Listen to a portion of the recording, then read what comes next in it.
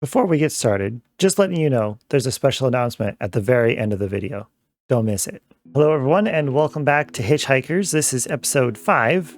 It's good to see ya. Now I haven't got a lot of time to actually film this episode, so we're gonna see how this goes. But in the previous episode of Hitchhikers, we built up this beautiful little watermill and it is looking pretty amazing on the outside. The inside is a little bit more bare bones. I've done a little bit of work in here off camera, put in the floors, added in a few walls, just little things like that, but it's still pretty empty. It kind of looks like it was just built and the new owners haven't moved in yet. So I want to work on that this episode, but I also want to sort out this kind of mess here, organize this a little bit better. Most of this is actually leaves. Like I would say a good 80-90% of this is just leaves. But I also got to thinking that this server is like 2 years old and I've only been here for like 2 months and really haven't gone anywhere other than maybe the shopping district and 1 or 2 people's bases. So I thought it would be kind of cool if we did a little bit of a server tour. Nothing crazy. We're going to keep things pretty brief, but it'd be kind of cool to kind of show you guys some of the cool things we got here on the server. And to get started with the tour, I guess we have the quote-unquote nether hub. There's a lot going on up here, but this is the central point of the nether hub. And I believe Marshjewel is working on all these roadways and getting everyone connected with the road. And I believe there's soul sand. Yeah, there's soul sand are here. You can have the super fast boots and stuff, which I don't have because I'm lazy. But from here, you can get to the shopping district and we've got a bunch of shops. We've got Curtis's Iron Shop. We've got Shash and Kogi's little lawyer thing that they got going on. We've got park benches under some covered awnings. We got all sorts of things. I kind of feel like I'm trying to sell you something. I'm not. Unless, you know, you want to subscribe, of course. That's the only thing I'm selling. Okay, that was really bad. I'm sorry. This is a witch farm. I think there's like 3 or 4 of them dotted around here, but they're super scary. And I highly recommend you don't go inside. And then we have Curtis's Rocket Shop and Fuzzy's Rocket Shop. There's a bit of a rivalry going on between the two of them. Fuzzy's also got the Fazar over here, which I believe is powered by a bartering farm. He's got gold and soul sand. Ooh, he's got diamonds to collect. He's got all sorts of cool nethery objects in here. We've got a honey pot. We've got a copy machine for armor trims. Basically, there's lots of cool things that you can buy at the shopping district. I am planning on making my own shop. I'm not exactly sure where I'm going to put it, but I do need to design it yet and build a few farms that are going to help keep it stocked. And just off the shopping district, we have Gort's base over here with a massive falling anvil of infinite doom. And then we have Curtis's original base over here. He's since moved over to working on the deep near my base. And we have a beautiful field of wheat and some netherite trees before getting to the gaming district. Now, I don't have any current plans for building a game, but it would be pretty cool in the future. However, there are some pretty fun ones here already. Like this one here, which I call the Thwomp Machine, and it is utterly terrifying. And my name never got put on here, but I'm tied with Red Gabs with 53 seconds. Oh, it's actually called Villager Blitz? I like Thwomp Machine better. But from here we can see a familiar sight, and this is Fuzzy's base, which is kind of in a oriental theme, which is pretty cool. He's got his massive volcano and his big old dragon. Epic looking. Look at that thing. Look how majestic it is. I'm not sure what that is. I think this is a sugarcane farm. He's got pandas. He's got this ginormous panda in here that we saw in our second episode, I think it was. But he's also got this little fishing village of sorts, which is pretty cool. And I believe he's asked a few hitchhikers to do some of the interiors for him. And I would love to do one. However, I do not have the time today. But that's all I'm going to show from Fuzzy's base. If you want to see it in more depth, I highly recommend going and checking out his channel, as I've got to keep things pretty brief, as I honestly don't have much time to record this episode. But next up on the tour is something I haven't actually seen yet. I just think I know where it is. Ooh, that's a cool mountain. That is the Heart of Gold. This is the ship that the original 4 hitchhikers crash landed in, and the reason why they're stuck here. At least that's the lore I was given. But this giant golf ball is powered by a netherite beacon, which it looks like they are slowly rebuilding, so eventually they'll be ready to leave. It's even got an interior. What? Oh, wizard on the bridge. This is cool. A little sparse. They could do with some paintings, maybe some rustic furniture, give the place a little bit more character, but it's cool it's got an interior. However, this building here has no interior aside from some floors and walls. It's missing quite a bit. Oh, I missed that. Quite a bit of furniture, so I think we're gonna go ahead, take some time, add some tables and chairs and things, and just make this place look a little bit more cozy than it does now. All right, grab some supplies. What is this? Thanks for the deep slate coal ore, Curtis. Ah, yes. Voucher for materials, sculptures, and prank help. Ooh! He needs a lot of deep slate coal ore for the deep. And I had I think like 15 or something. So I gave all of it to him.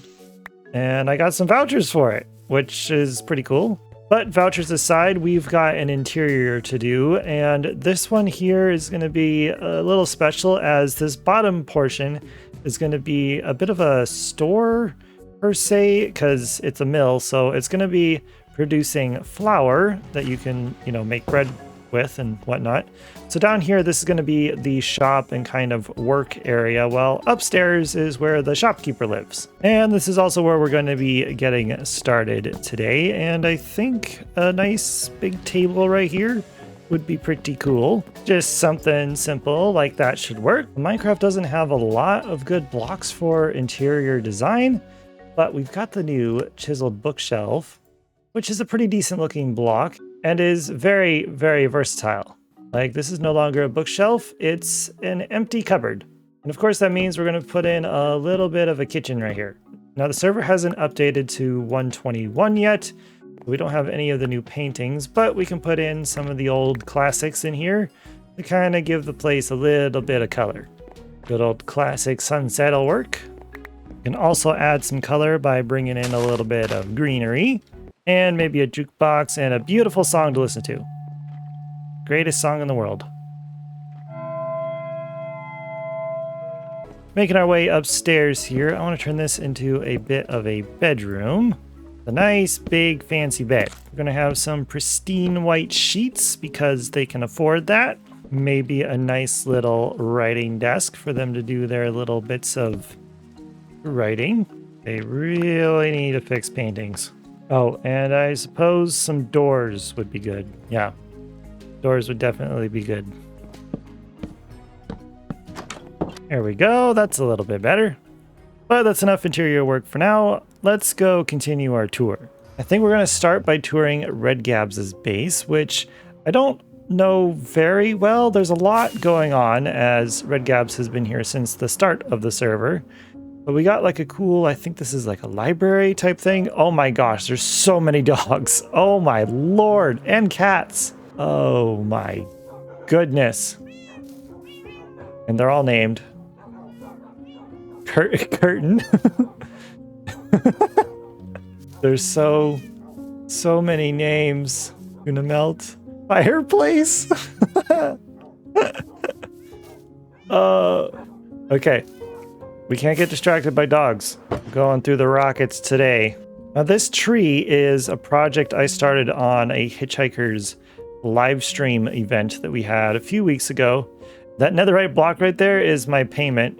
I could technically take it and no one would care except me. I gotta finish the job first. Now Red Gabs is a bit of a maniac, as she has completely done the floor of this lake. It is all mud and deep slate and very scary. Also slightly loud to fly through. Oh my goodness.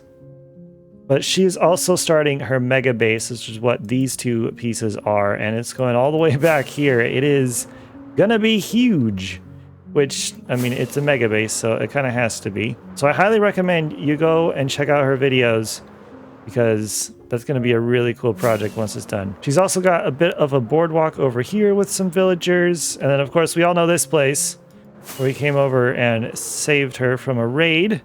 Was that last episode or the one before? I can't remember.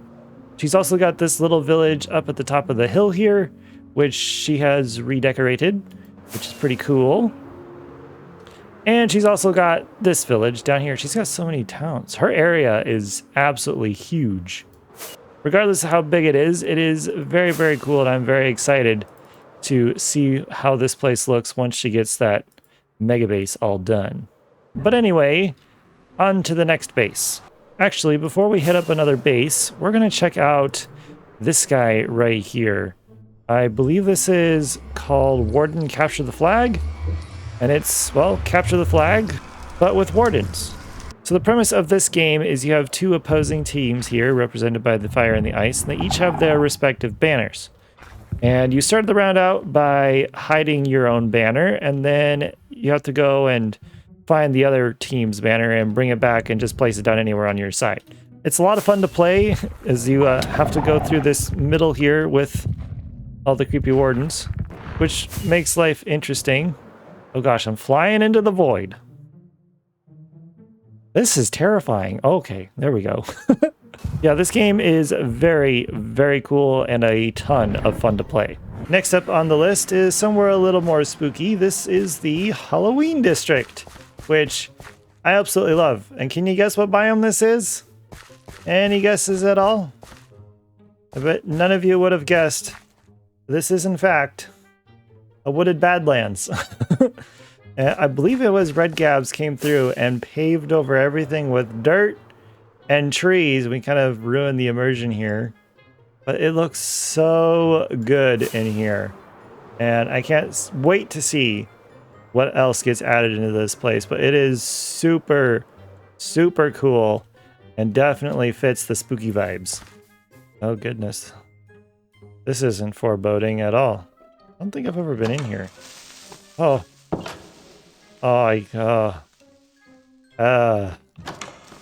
That got me good. You got me. This is spooky. I love it. Good mood lighting with 30 brightness. But we've also got this little street over here that I believe Gort made. I feel like Gort made it, but I also feel like somebody helped him. I can't remember exactly. But it's like a fun little trick-or-treat type thing. And it's really, really cool. It's got some awesome sculpture work, which I believe Curtis made that data pack. But look at this. We've got a flashlight right here. Isn't that cool? I don't think you can pick it up, but it's pretty cool. Now, I'm not going to visit all of the seasonal districts. I will probably leave those for when the time comes. But I really want to show this one off because Halloween is my absolute favorite. But that's enough touring for now. I think it's time we get back to doing a little bit more decorating, and I think this is the only room I really have left. Now, this is going to be the kind of storefront room where people are going to be buying the flour from the shop. I think a little counter right there where people can check out their items, and then maybe some shelving back here where whoever works here can kind of keep their merchandise. Then we can add in some spruce trap doors and make a little wall. We can also add in some nice shelving. And then of course we have this room back here, which is where they're actually going to be milling the flour itself. And the actual like crankshaft of the wheel comes in at like this level. But we're just going to say that there's a big gearbox somewhere underground here, and that it's just going to kind of turn this stone from underneath. Now, with the scale we're working with, I can't quite pull off a big grinding stone. So we're just going to go with this for now and pretend. And I'm kind of thinking a couple of composters over here would look kind of cool. Like this is where they're going to be storing the flour. We can even put like some trap doors on top of them, like the lids are closed. Maybe they got some stowed away on some shelving. Now, I know these interiors are nothing special, but it makes me feel better knowing that these buildings aren't just a big facade of sorts and actually have a little bit of life to them. But I think I'm going to call this interior done, as well as today's episode. Now, I know we didn't get to see everyone's base today, but there's a lot to tour on a 2-year-old server, and I'm sure we'll get to whoever we missed in due time. But that's all I've got time for today. I have really scrounged this episode together, and quite frankly, I've got the itch to go on a little bit of a solo adventure. But I will catch you all in the next one. and I hope you will enjoy. See ya!